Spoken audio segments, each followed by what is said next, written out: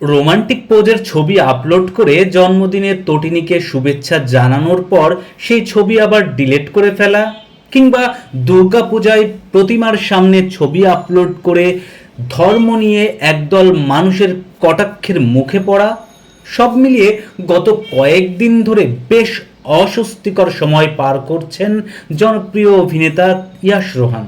কিন্তু তাতেও দমে যাননি ইয়াশ রোহান, বরং ঠান্ডা মাথায় প্রতিকূল পরিস্থিতি সামলে নিয়ে একের পর এক জনপ্রিয় নাটক উপহার দিয়ে চলেছেন। আর তাতেই যেন ইয়াশ বিরোধীরা আরও তেলে বেগুনে জ্বলে উঠেছেন।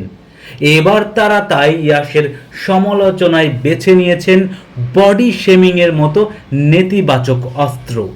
শুরু করেছেন তারা ইয়াশের চুল নিয়ে কটাক্ষ।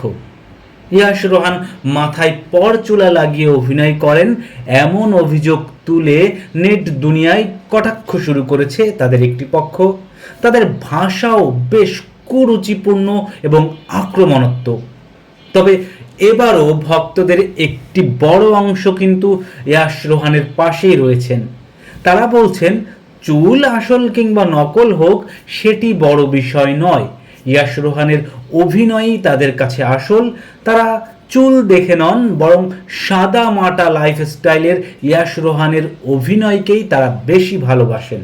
চুল নিয়ে যারা ইয়াশ রোহানকে কটাক্ষ করছেন তাদেরকেও ইতিবাচক মনোভাবের চর্চার আহ্বান জানিয়েছেন ইয়াশ রোহানের ভক্তরা।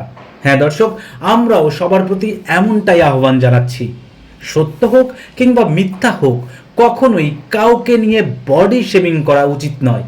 সবার শুভ বুদ্ধির উদয় হোক, শুভকামনা রইল সবার জন্যে।